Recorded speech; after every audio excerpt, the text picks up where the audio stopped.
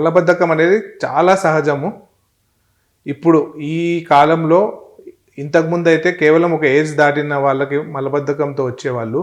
School పిల్లల నుంచి college చదివే పిల్లలు, జాబ్ చేసేవాళ్ళు, ముసలి వయసు అయినా కూడా ఆడవాళ్ళు మగవాళ్ళు తేడా లేకుండా మలబద్ధకము చాలామందికి ఈ ప్రాబ్లం ఉంటుంది. మెయిన్ కారణం మలబద్ధకానికి మన ఫుడ్ సరిగ్గా ఉండకపోవడమే. ఒకటి ఏదైతే మన ఫైబర్ రిక్వైర్మెంట్ మినిమం ఇంత ఉండాలి. అట్లీస్ట్ జెంట్స్లో ఒక 22 to 25 grams పర్ డే, లేడీస్లో 17 to 18 grams per day fibre food ఉండాలి. ఈ ఫైబర్ తినకపోవడం వల్ల, ఫైబర్ అంటే పీచు పదార్థాలు, ఈ పీచు పదార్థాలు తినకపోవడం వల్ల మన మోషన్లో వెయిట్ అనేది రాక, మోషన్ సరిగ్గా కదలక పేగులో మలబద్ధకం వస్తుంది.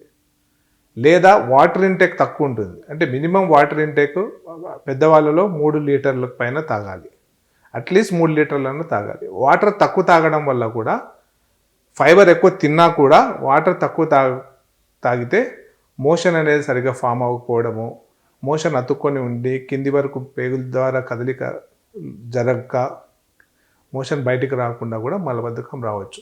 మెయిన్ జంక్ ఫుడ్ ఎక్కువయ్యి, ఫైబర్ ఫుడ్ తగ్గి, నాన్ వెజిటేరియన్ ఫుడ్ ఎక్కువయ్యి, వెజిటబుల్ ఫుడ్, ఫ్రూట్స్ ఇవన్నీ తినక మలబద్ధకం వస్తుంది.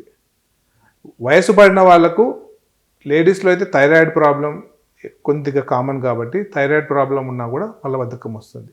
షుగర్ చాలా సంవత్సరాల నుంచి షుగర్ ఉండి, అది కూడా షుగర్ కంట్రోల్లో లేని వాళ్ళకి ఎలా అయితే కాళ్ళలో న్యూరోపతి వచ్చి కాళ్ళలో మంటలు వస్తాయో, పేగు కూడా సప్లై చేసే నరాలలో కూడా న్యూరోపతి వస్తుంది.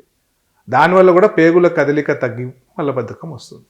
మల విసర్జన వారానికి 3 సార్లు వరకు వెళ్ళడం నార్మలే. కొంతమంది రోజు రావట్లేదని కూడా వచ్చి ఓపీలో కన్సల్ట్ అవుతూ ఉంటారు. అది నార్మలే. రోజుకి 3 సార్ల వరకు మోషన్ రావడం నార్మలే. వారానికి 3 సార్లు రావడం కూడా నార్మలే. అంటే వారానికి 1 సారి 2 సార్లే మీకు మోషన్ వస్తుంది అంటే అప్పుడే దాన్ని మలబద్ధకం అంటారు.